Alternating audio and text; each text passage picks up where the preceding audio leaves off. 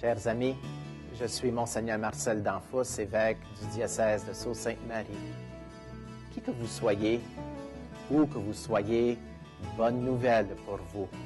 Dans notre Église diocésaine, il se vit de grandes choses dans des situations bien ordinaires.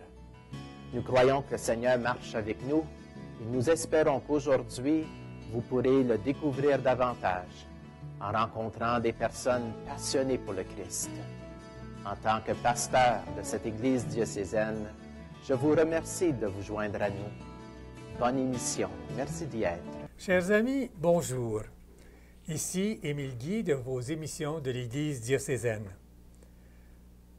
Lors de la session d'évangélisation d'école Saint-André, j'ai rencontré mon invité, le Père Sébastien Groslot du diocèse de Hearst.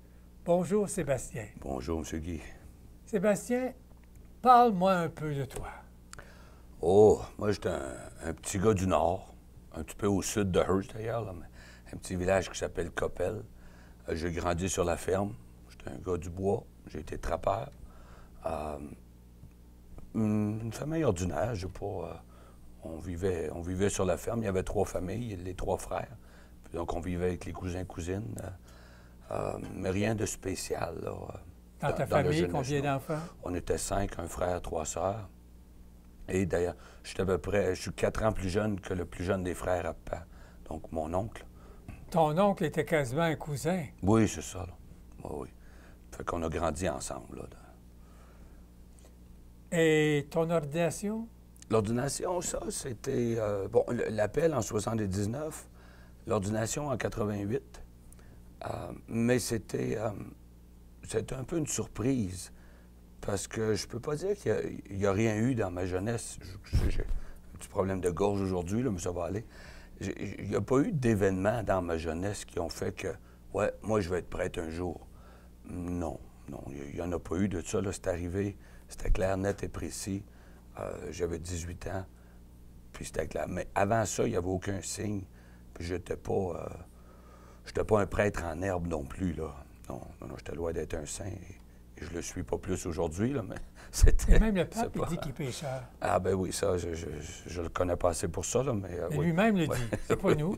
On ne l'ostinera pas. C'est ça, Mais, c'est ça. Alors, non, à 18 ans? À 18 ans, l'appel pour être prêtre, demander quelques confirmations, ici et là, puis j'en ai eu.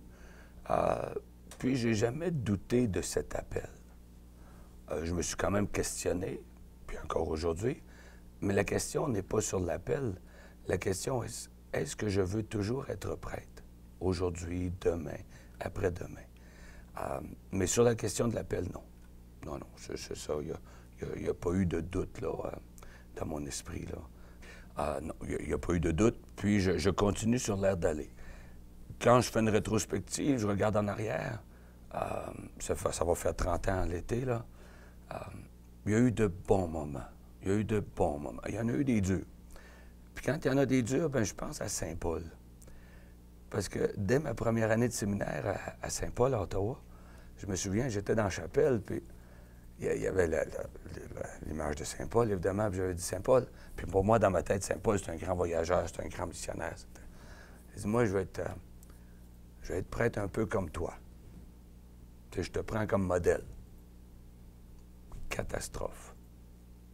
C'était pas la chose à faire. Il y a eu des bons moments. J'ai voyagé beaucoup. Un peu comme Saint-Paul, oui, j'ai voyagé beaucoup. Par contre, je dois dire que je fais beaucoup...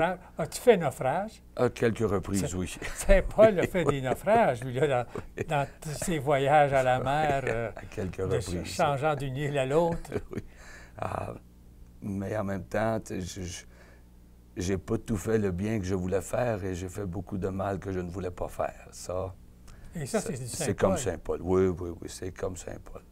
C'est ça, être humain. Oui, absolument. Alors, qui t'a ordonné prêtre? C'était Monseigneur Despatie.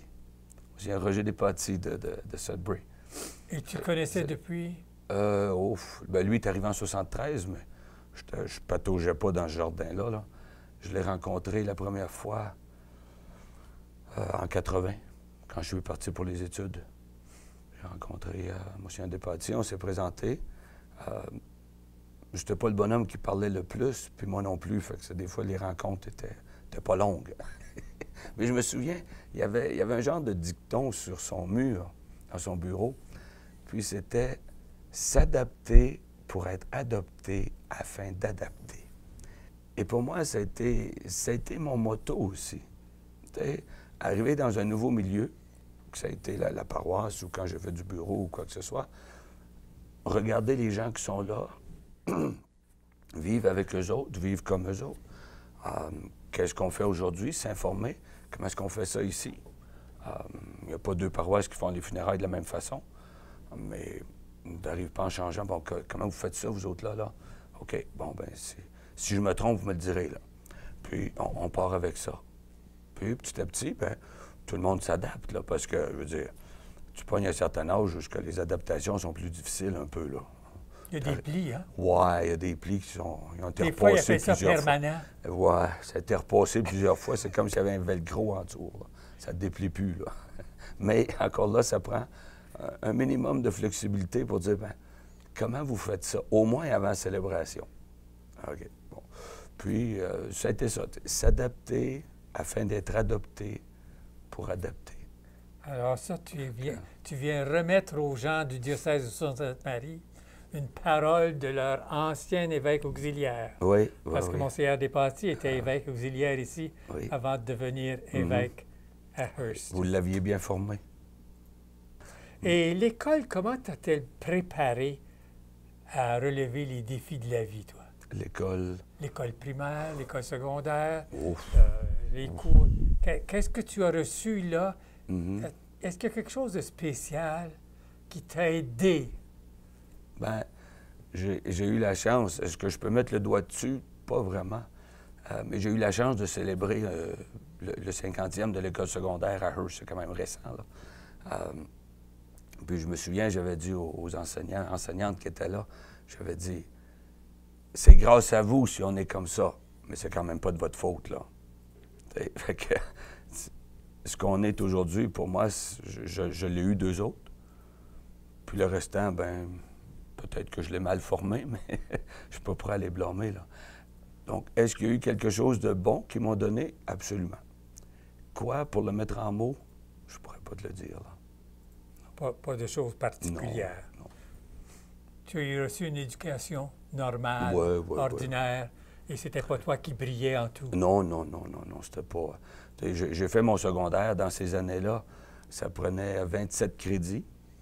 Il y avait les crédits de base obligatoires. Puis le restant, j'ai fait toutes les shops à peu près à l'école. J'ai pas fait d'extra en français ou en géographie, là. J'ai fait les shops, là. Mécanique, machine shop, soudure. Eux autres, je les ai tout faites. Tu me fais penser à Saint-Joseph, toi? Non. Mais tu me fais penser à lui. Ouais, peut-être. Parce que lui, c'était un homme qui travaillait de ses mains. Ouais. C'était pas lui qui allait enseigner dans le temple. Non. Joseph. Et Jésus était le fils du charpentier. Il a appris avec son père à travailler de ses mains. Et je pense que c'est peut-être ce qui t'a préparé à devenir prêtre, puis à vivre comme curé de combien de paroisses? Oh, ça... Présentement, là, présentement, 4. Vois-tu? Ben, Être capable de naviguer entre 4 paroisses, ouais. et c'est pas dans le sud de l'Ontario. Non, c'est dans le nord où il y a des fois des tempêtes. Des tempêtes, mais les distances. J'essayais de calculer aujourd'hui en m'en venant. Ce serait comme demander au curé de Sainte-Anne, le trajet que j'aurais à faire à Noël, c'est d'aller dire une première messe à Écobé à 1h30 le 24, d'en dire une à Massy à 5h en passant, de dire Sainte-Anne à 8h, 10h, puis d'aller dire la messe de minuit à Verner, puis de revenir pour la messe de 10h le lendemain matin à Sainte-Anne. Donc, c'est ça le trajet que j'ai à faire, là, entre ces 4 paroisses-là. Là. Alors, le fait d'avoir vécu dans un milieu éloigné, tu as dû voyager et ça t'a préparé à vivre et à accepter. Oui, il faut se déplacer. Les gens, il faut aller voir les gens où ils sont. Et au plan figuré aussi. Et c'est le pape qui dit de sortir, hein? Oui. Aller à la périphérie. reste pas dans ton petit presbytère. Non. Alors toi, tu peux pas rester. Ah non, non, non, je peux pas rester. Faut que tu sortes. Faut sortir. Faut que tu sortes. Quels ont été certains défis comme prêtre? Ben, les défis, sortir de ma coquille aussi. Sortir de ma Pour coquille. quelqu'un qui est gêné. Quelqu'un qui est gêné, Sortir de c'est sa coquille quelqu'un qui est renfermé pour aller vers l'autre. pour aller vers l'autre. C'est un défi. Oui, accepter l'autre. Puis toujours se réadapter.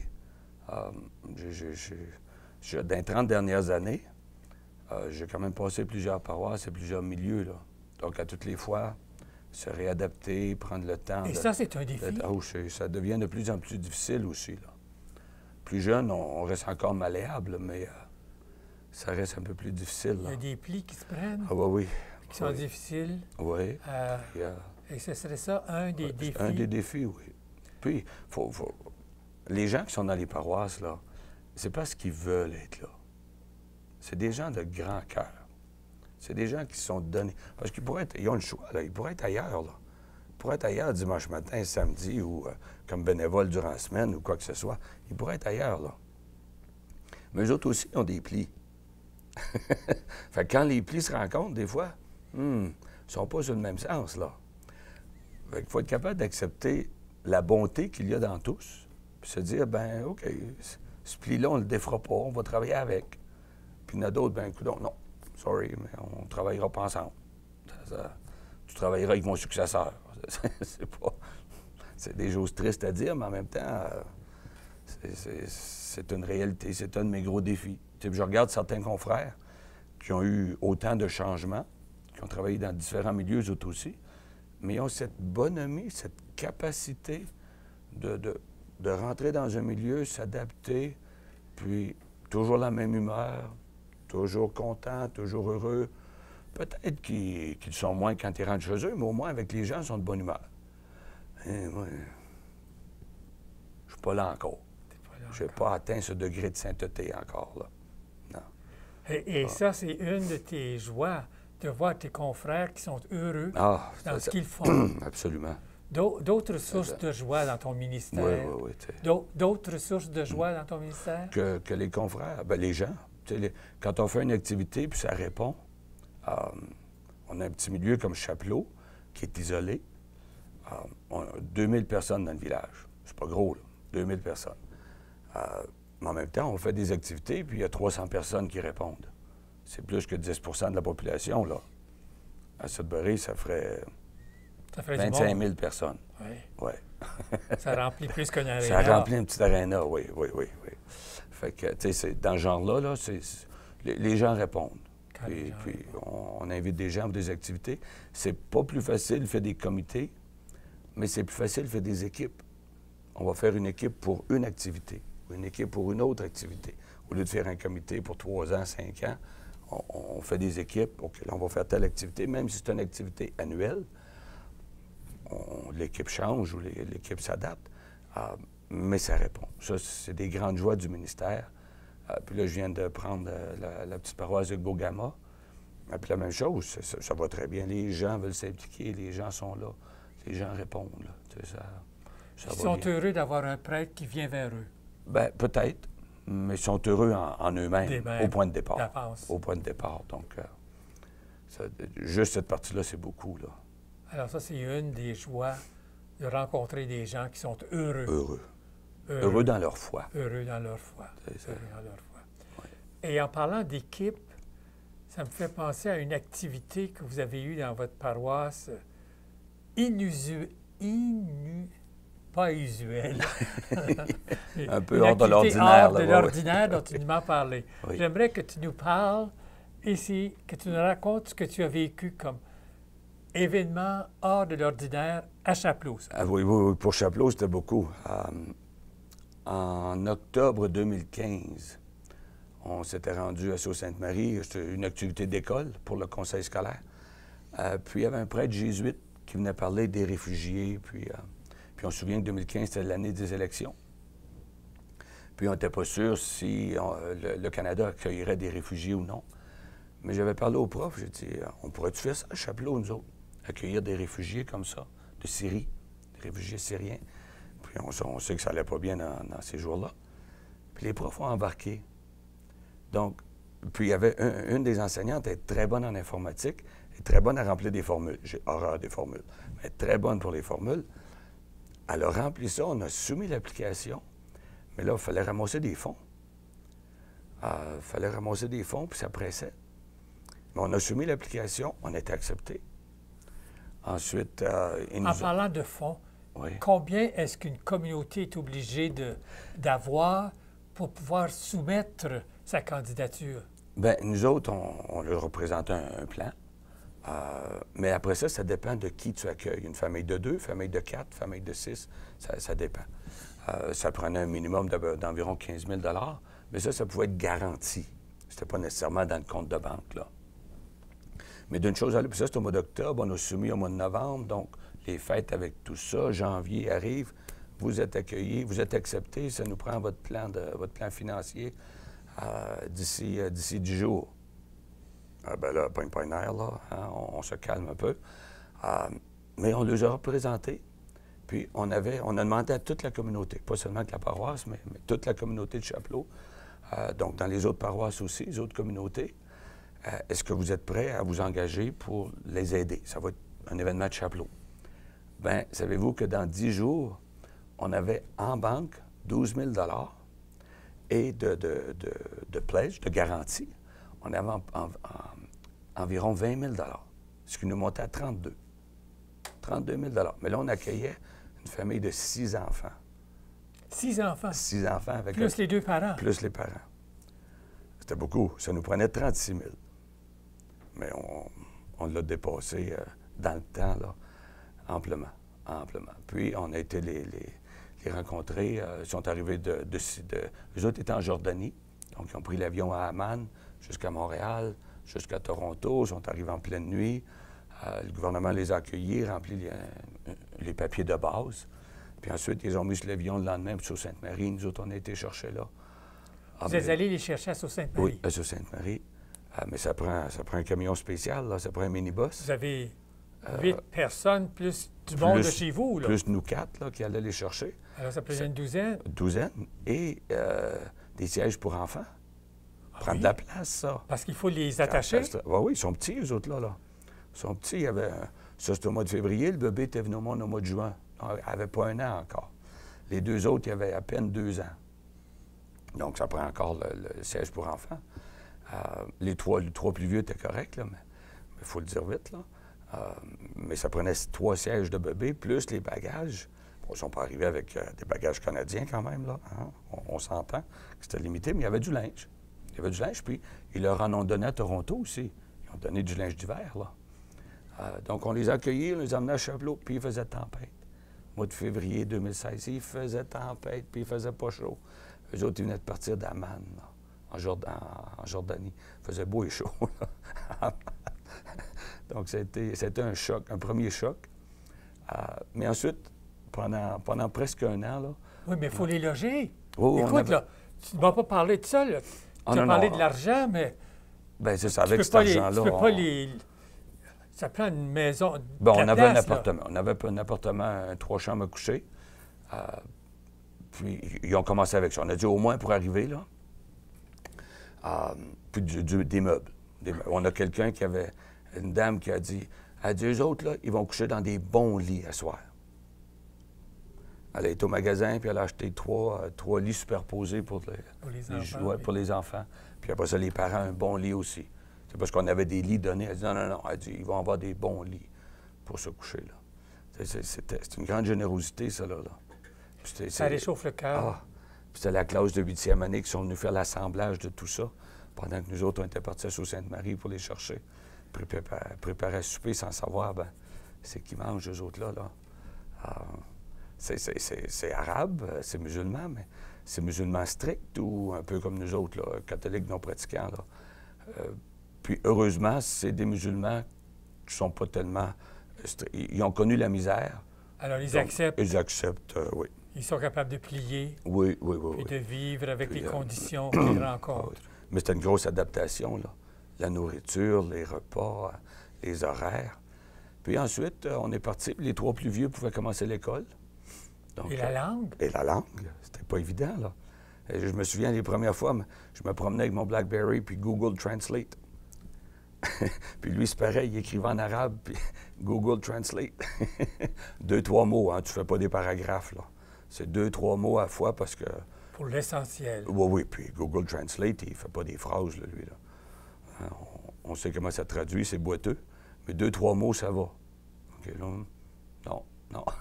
Donc, on essayait d'autres choses. Donc, c'était une bonne expérience.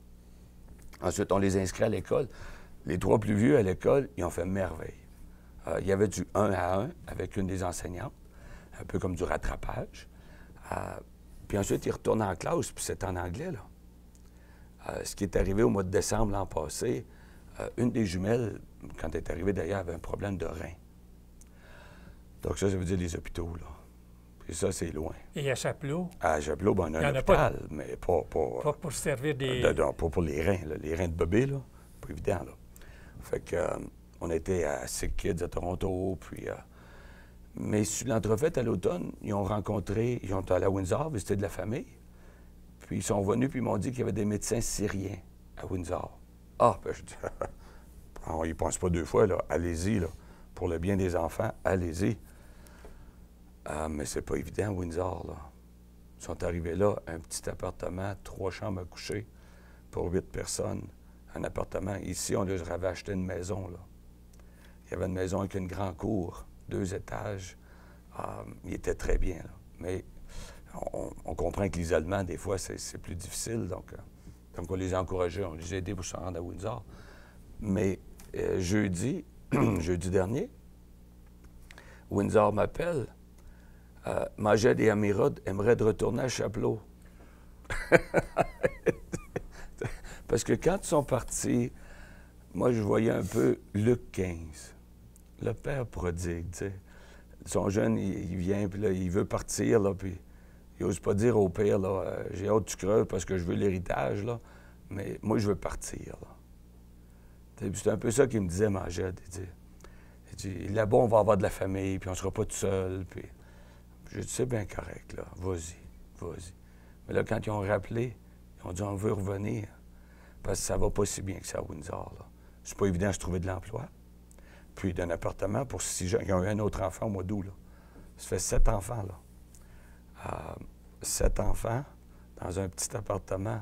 Non. Puis l'accueil de la famille n'est pas nécessairement là non plus. Donc là, ils veulent revenir à Chapelot. C'est de retrouver une autre maison, parce qu'on a vendu l'autre quand même. C'est un nouveau défi. C'est un nouveau défi. Là, oh là, vous en demandez beaucoup, là, mais oui, on va les réaccueillir à Chapelot, là. Ça ne sera pas le même accueil, là, parce qu'il y a eu des gens qui ont été froissés quand ils sont partis, là. Faut pas se leurrer, là. Mais en même temps, ils reviennent, puis je pense que là, ils vont être encore plus reconnaissants qu'ils l'étaient au début. Ayant vécu l'expérience de Windsor, oui. Même s'il y avait quelqu'un qui parlait leur langue, c'est ça. Ça n'a pas été aussi chaleureux que chez vous. Moi, j'aimerais qu'on parle de l'école d'évangélisation Saint-André. Oui. Parce qu'à ce moment-là, tu as vécu un rôle particulier, toi. Parle-nous de ce rôle-là. Oui, on m'a demandé de jouer Saint-Paul. Saint-Paul, mon fameux Saint-Paul. Saint-Paul où? Saint-Paul en prison. Ah, c'est Saint-Paul en prison, pas en voyage? Non, ils m'ont pas fait voyager, là. Non. Alors, tu as été en prison? C'était le rôle de Saint-Paul en prison. Pendant toute la fin de semaine? 4 jours de temps. Prisonnier, j'étais confortable comme prison, là.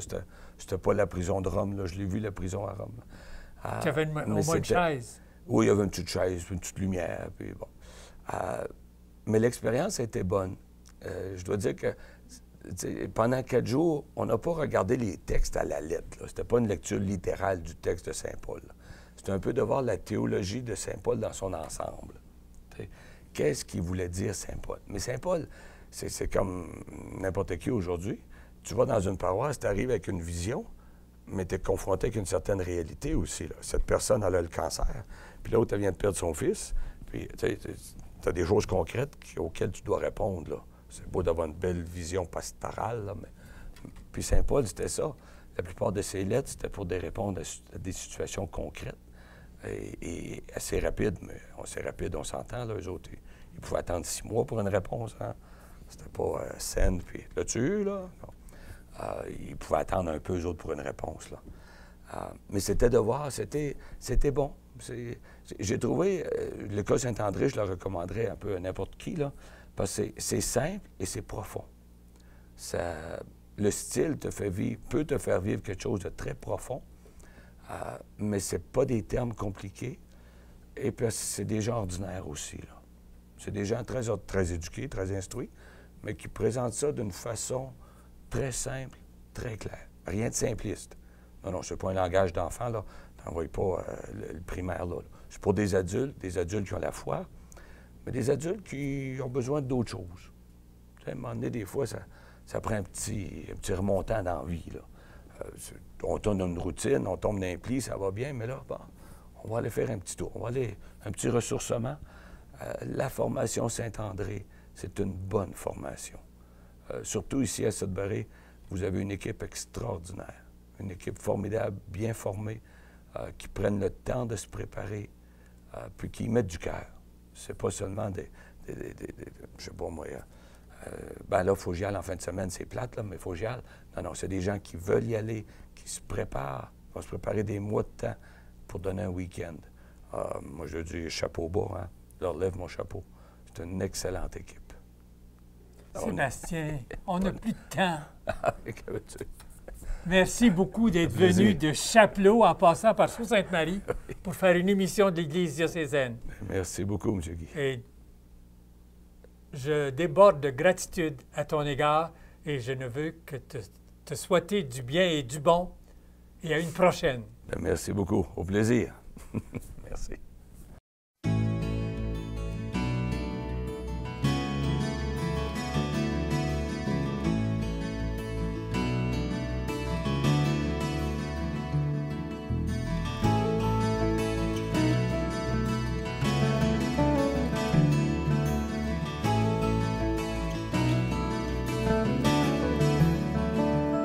Tous ensemble, il me semble,